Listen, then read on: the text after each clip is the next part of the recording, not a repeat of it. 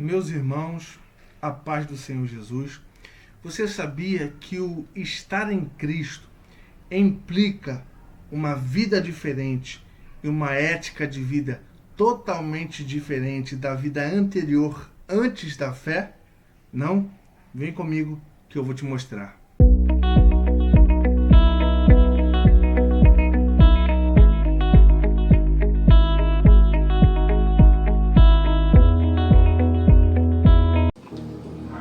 Meus irmãos, o texto que eu gostaria de ler com vocês se encontra na carta de Paulo aos Efésios, no capítulo de número 4, o versículo de número 17 ao de número 24, onde Paulo expõe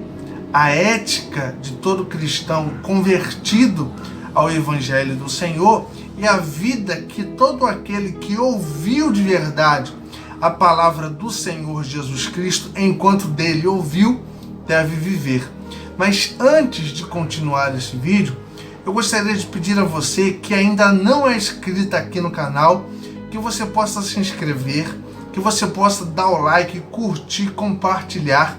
O seu like, ele é super importante para que o YouTube recomende a mais pessoas desse vídeo. Peço a você que assista, que você não pule sequer uma parte, que você nos ajude compartilhando nos seus grupos de WhatsApp para que mais e mais pessoas sejam alcançadas pela palavra de Deus e pelo ensinamento daquilo que vem da palavra de Deus, da palavra apostólica, e que Deus abençoe a todos. Vamos à leitura do texto, que diz assim: E digo isto, e testifico no Senhor, para que não andeis mais como andam também os outros gentios, na vaidade do seu sentido,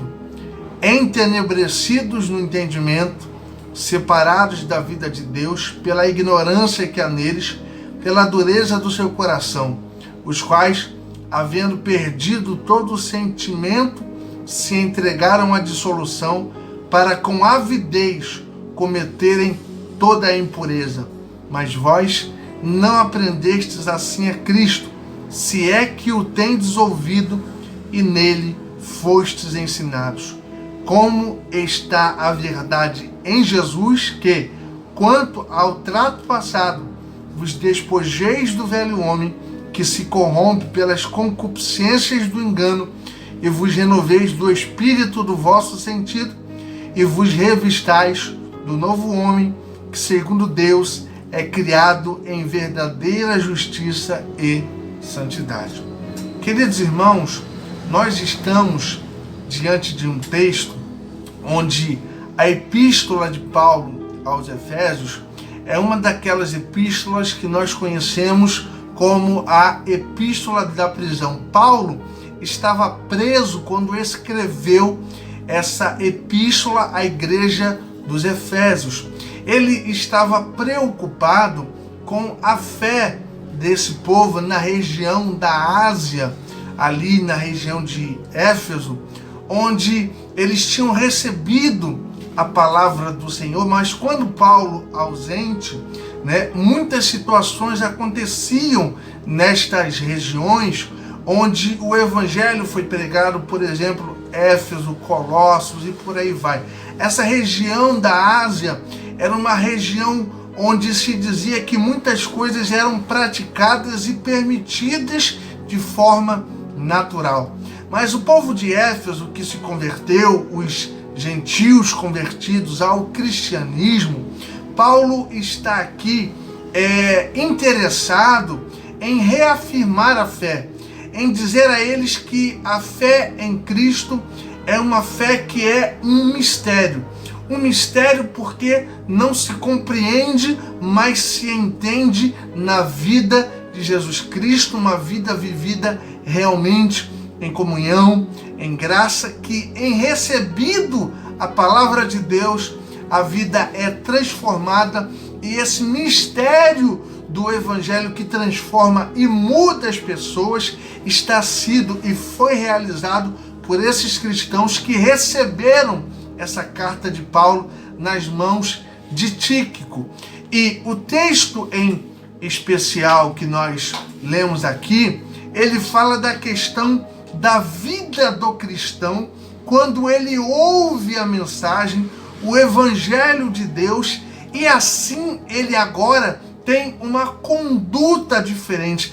ele tem uma ética diferente que imperava anteriormente na sua vida, mas que pela pregação e a exposição do evangelho, a conduta, a vida foi totalmente mudada. Paulo começa dizendo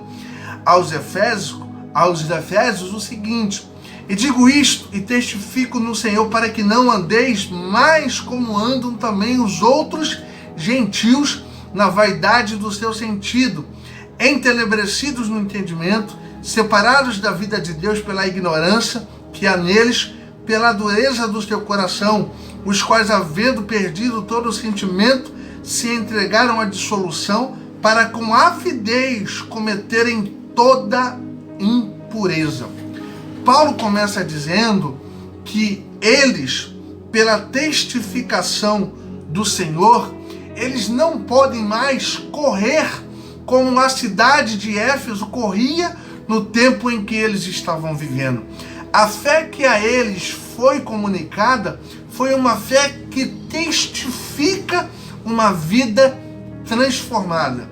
Uma vida que não anda mais segundo os parâmetros da cidade de Éfeso e nem também dos parâmetros da Ásia Menor, onde aqui é a área de atuação dessa carta e onde essa igreja se encontra. Esta igreja, portanto, ela está dizendo, Paulo na sua carta, que esses cristãos foram transformados e uma vez testificados, eles precisam entender que eles não correm mais como aqueles gentios que não têm entendimento e que estão entenebrecidos do mesmo, isto é, eles não conseguem enxergar porque estão entenebrecidos, mas aqueles que ouviram a palavra do Senhor e que foi testificada, a conduta é totalmente transformada a uma conduta de fé que os leva a viver diferente dos seus contemporâneos daquela época, a uma fé que realiza-se na vida, no cotidiano e em todas as áreas em que eles estão vivendo. Um primeiro ensinamento que nós podemos tirar para nós nos dias atuais é: uma vez que a fé em Cristo pelo Evangelho nos é comunicada e testificada verdadeiramente no nosso coração, nós não podemos mais viver como outrora. Nós não podemos mais viver entenebrecidos no entendimento, como que se não soubéssemos o que acarreta uma atitude de fé que desobedece à palavra de Deus. Uma vida pregressa e passada que não entendeu a testificação do Evangelho, que por isso apenas vive a fé, mas não entende, não absorve aquilo que de Deus vem e aquilo que requer de todo cristão. A mudança que testifica e que para todos é visto que Deus transformou as nossas atitudes, transformou a nossa vida, e tudo aquilo que a gente fazia que desagradava a Deus e que era aprovado pelo presente século, a gente precisa deixar para lá, porque Deus em Cristo nos libertou, e o entenebrecimento dos gentios que ainda não conseguiram chegar nessa fé não pode ser a mesma coisa que nós fazemos. Isto é, aquilo que aprovávamos no passado não pode ser mais aprovado no presente, porque nós fomos iluminados por Cristo e não estamos entenebrecidos no entendimento para praticar, diz Paulo, com avidez tudo aquilo que desonra, tudo aquilo que é impureza. E aqui nós temos que ter em consideração que nessas regiões toda a prática de imoralidade sexual era permitida, era praticada e não era vista com maus olhos, pelo contrário, era aceita. Também tem um ar de imoralidade sexual no que Paulo está dizendo aqui. Um segundo momento aqui que nós lemos é que Paulo diz: mas vós não aprendestes assim a Cristo, se é que o tendes ouvido e nele fostes ensinado, como está a verdade em Jesus, que quanto ao trato passado, vos despojeis do velho homem, que se corrompe pelas concupiscências do engano, e vos renoveis no espírito do vosso sentido. Paulo está dizendo que aquele que aprendeu assim a Cristo, ele não pode viver mais uma vida como era vivida nesta região. Paulo está falando aos cristãos de Efésios que se eles ouviram de Cristo de verdade, e que se o ensinamento veio de Cristo, e esta é a verdade em Jesus, o velho homem foi deixado para trás. Ou seja, todas as práticas, tudo aquilo que o Evangelho ensina, tudo aquilo que o Evangelho coloca diante como proposta de vida, como aquilo que é reto aos olhos do Senhor, tudo aquilo que fomos libertos por Cristo pelo Evangelho, Jesus diz que o velho homem precisa ser deixado. E Paulo diz que os cristãos efésios, uma vez despidos do velho homem, não podem mais voltar às práticas anteriores que nós dissemos aqui. E ele continua dizendo que o homem, segundo Cristo, ensinado pela palavra de Jesus Cristo de verdade, ele se renova no espírito e no sentido. Isso significa dizer que se renova em tudo aquilo que envolve o nosso ser, a nossa espiritualidade, a nossa conduta de vida, tudo aquilo que era desligado espiritualmente, toda a conduta que era contrária ao reino de Deus, nós precisamos deixar. O velho homem não pode mais existir com ira, com raiva, com ódio, com rancor, com desobediência à palavra de Deus e não entendendo o propósito de Cristo. É isso que Paulo está deixando claro quando ele diz que o velho homem precisa ser deixado de lado, e nós aprendemos aqui agora, para os nossos dias, que a palavra de Deus ou o Evangelho de Cristo, se aprendemos de Cristo, o velho homem que habitava em nós com todas as impurezas, com tudo aquilo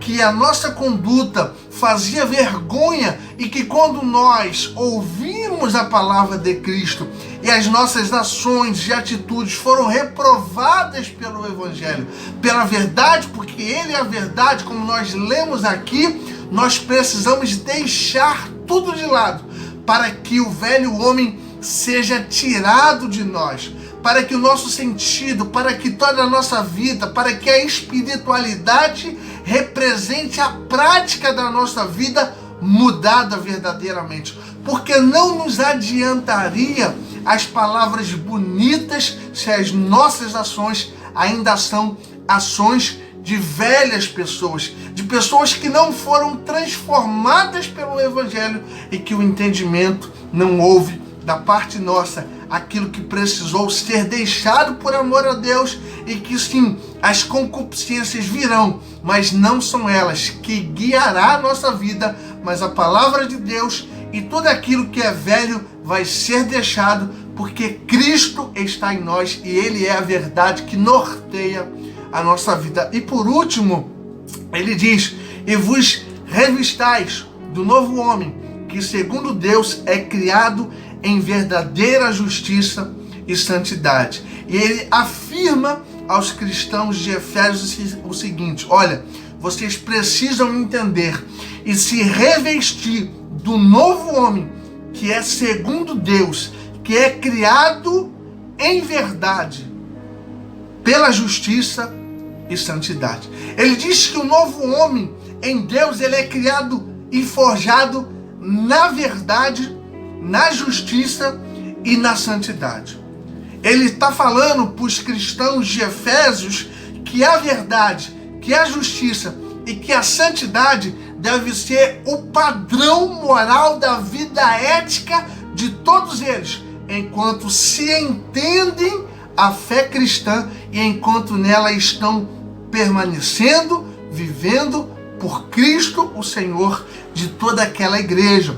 Não obstante, nós aprendemos aqui que a nossa caminhada cristã, ela precisa ser revestida de um novo homem que é forjado, criado em verdade, justiça e em verdade, ou seja, em santidade. Ou seja, a nossa vida não só precisa deixar aquilo que é velho, aquilo que desabona a conduta que Cristo disse que nós não poderíamos mais ser, mas agora nós somos revestidos de um novo homem, criados em verdade, em justiça e em retidão, em santidade diante de Deus. Precisamos viver essa verdade. Precisamos ser esse tipo de crente que entende que a vida cristã requer de nós um novo caminho, uma nova ética e uma nova vida diante de Deus. Que Deus abençoe você, que Deus abençoe a sua vida, que Deus abençoe a sua igreja e que esta palavra continue falando ainda mais aos corações. A paz do Senhor a todos.